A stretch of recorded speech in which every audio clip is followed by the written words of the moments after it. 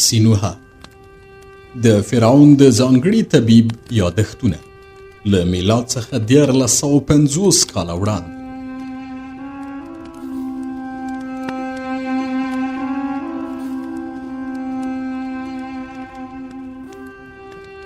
اووه څپرکی سپېڅلی جنګ یا د مصر او هاتي ترمنځ جګړه.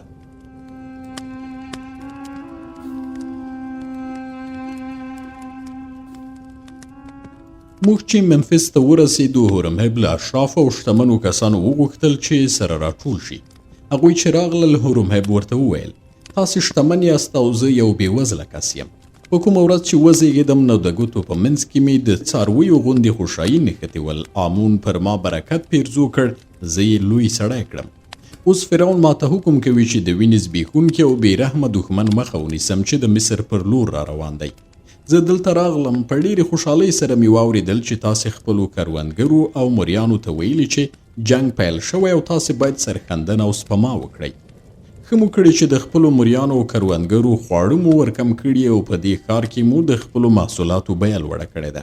زه ستاسې له دغې سرښندنې راضي او خوشحاله یم. تاسې پوهیږئ چې جنګ یو لړ لګښتونه لري چې تر ټولو مهم پکې وسله او د عسکرو خواړه دي. زه چې دلته راغلم د دې ځای له مامورینو څخه مې ستاسې د مالیاتو اندازه معلومه کړه. پر دې سربیره مې ستاسې د شتمنۍ په هکله نور معلومات هم ترلاسه کړل. زه پوهیږم چې تاسې د دروغجن فرعون په وخت کې خپله یوه اندازه شتمني پټه کړې وه چې مالیه در باندې رانشي. اوس د ریښتوني فرعون وخت دی او هغه د آمون په نوم پاچاهي کوي، نو تاسې باید خپله شتمني پټه نه کړئ، بلکې په ډېرې خوشحالۍ سره باید د مصر د دفاع لپاره خپله شتمني ورکړئ. له همدې امله باید تاسې ډېر ژر د خپلې شتمنۍ نیمه برخه ماته راکړئ. هر شی راکولی شئ، که هغه سره یا سپین وي، غنم، پسونه، غواګانې او یا هم د جنګي ګاډیو د تړلو لپاره آسونه.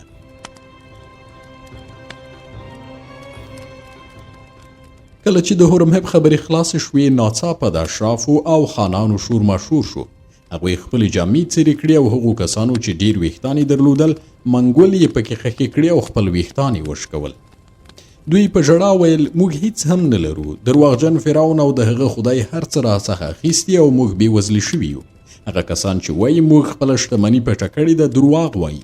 د زاریو او نارو سرو تر ختمېدو وروسته هورمهب وویل: د درواغجن فرعون د پاچاهۍ په دوره کې ما پخپله ولیدل چې هیڅ چا ستاسې د غنمو یو وږی، یو منګی، د اوربشو اوبه یا د میسو یوه کړۍ نه ده اخیستې. درواغجنو مامورینو یوازې هغه ځمکې ونیولې چې د آمون د کاهنانو له لوري اداره کېدلې او پر کروندګرو یې وویشلې. په تاسې کې ځینې کسانو چې ډېرې ځمکې درلودې د خپلو کروندګرو په وسیله یې له دغو ځمکو خپله ونډه واخیسته او خپلې ځمکې یې هم هیڅکله کروندګرو ته ورنه کړې. له همدې کبله د درواغجن فرعون په وخت کې ستاسې یوه شتمني هم کمه نه شوه او آن ځینو خو وکړی شول چې په دغه وخت کې خپلې ځمکې زیاتې کړي. د هغه وروسته کاختي راغله او له دې کبله چې تاسې مخکې له مخکې د کاختۍ اټکل کړی و، نو ورسره مو غلې دانې هم پټې کړې او احتکار مو وکړ چې بیا مو غله په ډېره لوړه بیه خرڅه کړه. بله خبره دا ده چې زه نه غواړم ستاسې نیمایي شتمني وړیا ترلاسه کړم، بلکې زه غواړم چې تاسې د خپلې ظاهري شتمنۍ نیمایي برخه چې حتما ستاسې له حقیقي شتمنۍ څخه ډېره کمه ده ماته په پور راکړئ. دغه شتمني به زه په جنګ کې ولګوم او بیا به له جنګه وروسته بیرته ستاسې پور درکړم. شتمنو او خانانو یو بل ته وکتل، ویې ویل: که موږ تا ته پور درکړو نو ته به موږ ته په ضمانت کې څه راکړې؟ هورمهب وویل: د پور د ادا کولو لپاره زما ضمانت بریالیتوب دی او تصور کوم چې دغه ضمانت ستاسې لپاره ډېر اهمیت لري، ځکه چې که زه بریالی نشم د هاتي عسکر به دلته راشي او ستاسې نیمایي شتمني نه بلکې ټوله به د ځان کړي. زه پوهیږم چې تاسې د حساب کتاب او هوښیار خلک یاست، نو له ما به د دې پور په بدل کې ګټه او سود وغواړئ، خو زه هم چمتو یم چې تاسې ته سود درکړم او له هر یو سره به د سود په اړه جلا جلا خبرې وکړم. شتمنو ناڅاپه فریاد او ژړاګانې پیل کړې او ویې ویل: دا چې ته وایې له هر یو سره به د سود په هکله جلا جلا خبرې وکړې، دا د دې لپاره کوي چې موږ ته د سود راکولو نیت نه لرې. پر دې سربیره زموږ دا تمه لا نشته چې خپل اصلي پور ترلاسه کړی شو، سود خو یې لا پرېږده. شتمنو په داسې حال کې چې ټنډې پر ځمکه موښلې وویل: اوس چې باید موږ بېوزله شو او خپل هر شی له لاسه ورکړو، نو غوره دا ده چې ځانونه د هاتي عسکرو ته تسلیم کړو. هورمهب وویل: ډېره ښه ده. زه چمتو یم چې ستاسې په خوښه چلند وکړم او له دې کبله چې تاسې غواړئ ځانونه د حاتي عسکرو ته تسلیم کړئ، زه هم خپلو عسکرو ته وایم چې راشي او ستاسې لاس و پښې وتړي، په بیړۍ کې مو واچوي او ټول د حاتي عسکرو ته وسپاري. د حاتي عسکرو ته ستاسې سپارل ستاسې د مړینې په معنا ده، ځکه د حاتي عسکر به سمدستي تاسې ړانده کړي چې د خپلو تیلو د ایستلو په ارهټ کې مو وتړي، او کله چې تاسې لاړ شئ نو زه به ستاسې ټوله شتمني ضبط کړم. شتمنو چې دغه خبرې واورېدې زګیروي پیل کړل او ځانونه یې پر ځمکه وغورځول. چمتو شول چې یوه اندازه سره او سپین هورمهب ته ورکړي.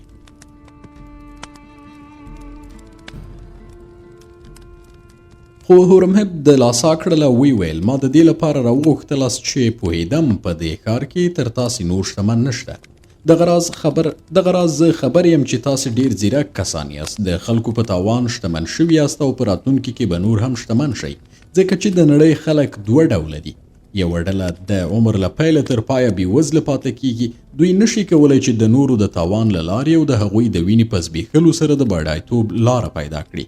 دویمه ډله هغه کسان دي چې د خلکو په تاوان او د هغوی د وینې د زبېښلو له لارې د بډایتوب لارې چارې زده کړي دي. که دغه ډله کسان په خپل ژوند کې 100 ځله هم خپله شتمني له لاسه ورکړي، بیا به هم شتمن شي، ځکه پوهیږي چې څه ډول باید د نورو په زیان دوی شتمن شي. تاسې د همدې ډلې کسان یاست. که مو زه داسې وزبېښم چې د بدن شیره درنه وباسم، بیا به هم بډای شئ، ځکه پوهیږئ چې د نورو د مزد او ګټې د لوټولو په وسیله د شتمنۍ د ترلاسه کولو لاره کومه ده. خو ډاډه اوسئ چې زه به مو دومره نه ټینګوم چې ستاسې شیره ووځي. تاسې شتمن کسان زما لپاره د میوه لرونکو ونو په شان یاست او یو هوښیار باغوان میوه لرونکې ونې له بیخه نه باسي، بلکې یوازې د دې ونې میوه راټولوي. بله خبره دا ده چې کله جنگ پیل شي نو شتمن کسان په تیره بیا د ځمکو خاوندان، سوداګر، د بیړیو خاوندان او مالداران خپله شتمني نور هم زیاتوي. که د بیدیا د شګو په اندازه د مالیاتو مامورین ورته وګمارل شي، بیا به هم د هغوی شتمني ورځ تر بلې زیاتیږي او هغوی به حتی د مالیاتو له مامورینو څخه ګرمه واخلي، ځکه چې خپل غنم، د اوربشو اوبه، غوښه، نور محصولات به په ډیره ګرانه بیه پر هغوی خرڅ کړي. تاسې غم مه کوئ او په دې مه خفه کیږئ چې د خپلې شتمنۍ یوه برخه ماته راکوئ، ځکه چې په لنډه موده کې به تر هغه ډیره نوره بیرته ترلاسه کړئ. اوس لاړ شئ او د جنگ په وخت کې د لویو ګټو د ترلاسه کولو لپاره چمتو شئ او ځانونه نور هم چاق کړئ. کله چې جنگونه کیږي، که څه هم زرګونه عسکر پکې مري، زرګونه کورونه پکې ورانیږي او اوسیدونکي مریان او وینځي کیږي، خو شتمن کسان، مالداران، د بیړیو خاوندان او سوداګر نور هم چاغیږي. بله خبره دا ده چې زه د حاتي د عسکرو له ځپلو وروسته غواړم سوریه ونیسم او د پخوا په شانې د مصر له خاورې سره یو ځای کړم، نو تاسې به له سوریې څخه ډیره ګټه واخلئ. له همدې کبله غوره ده چې د جنگ لپاره له پور پرته کله ناکله ماته ډالۍ هم راولېږئ چې پر پوځ یې ولګوم. اوس لاړ شئ، که غواړئ وژاړئ نو ساندې پیل کړئ، زه به ستاسې له ساندو خوند واخلم، ځکه چې زما غوږونه د میسو د کړیو په شان دي، ځکه زه پوهیږم چې که ژاړئ هم خو هغه سره او سپین به حتما راکړئ چې ما در څخه غوښتي دي. شتمن او خانان پورته شول او لاړل.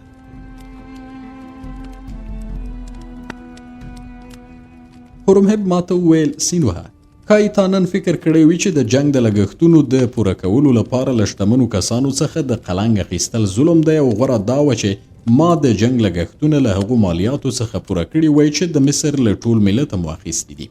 که څوک بېوزلي دي او که شتمن باید مالیات ورکړي چې په دې ډول ټولې پرګنې د جنگ په لګښتونو کې برخه واخلي.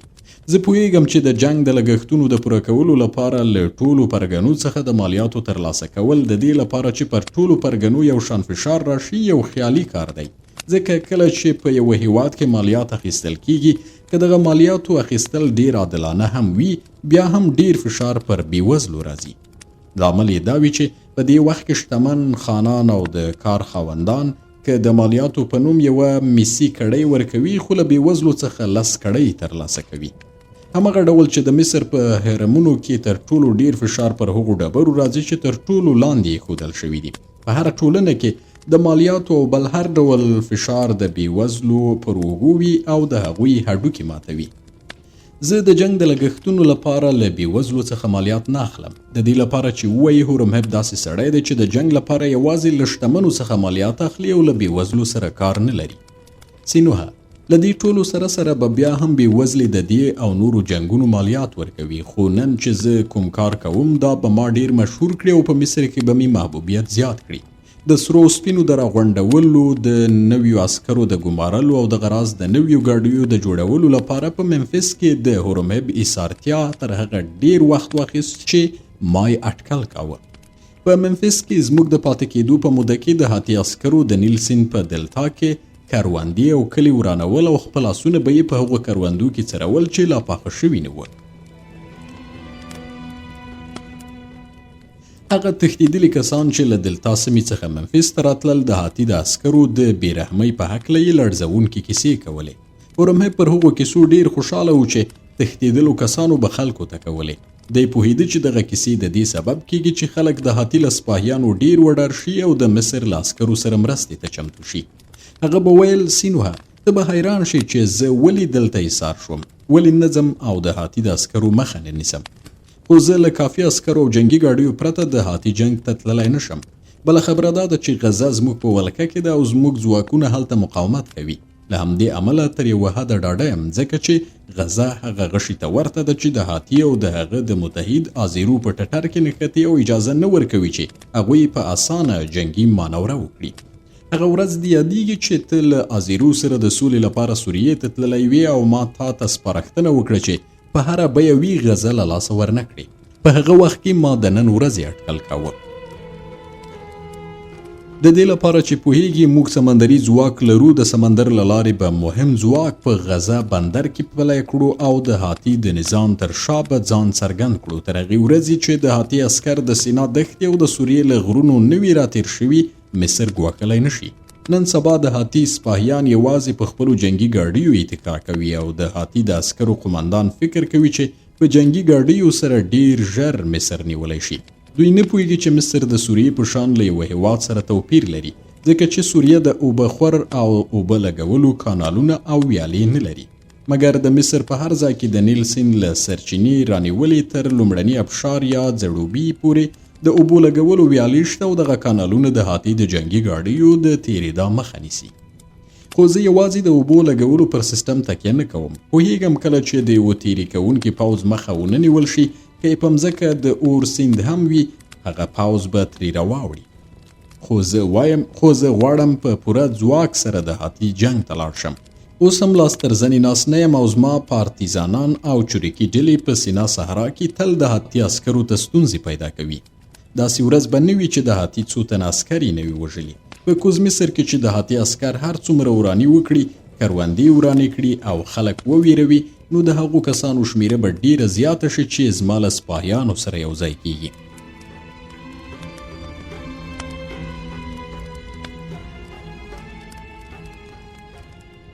په حقیقت کې یو شمیر کروندګر چې په کوز مصر کې د هاتي د عسکرو د تیري له امله وږي پاتې دي، د هورمهب په لښکرو کې شامل شول. یو شمیر کسان چې د آتون د خدایي په وخت کې بېوزله شوي دي، هغوی هم د عسکرۍ لپاره په خپله خوښه راغلي دي. که څه هم د هورمهب د عسکرو شمیر ډیر نه و، خو هغه دې ته له پامه پرته چې د آمون کاهنان به څه وایي، یو حکم وکړ او ټول هغه محکومین یې خوشي کړل چې آتون ته د عقیدې لرلو په تور نیول شوي ول او د کار لپاره قانونو ته استول شوي ول.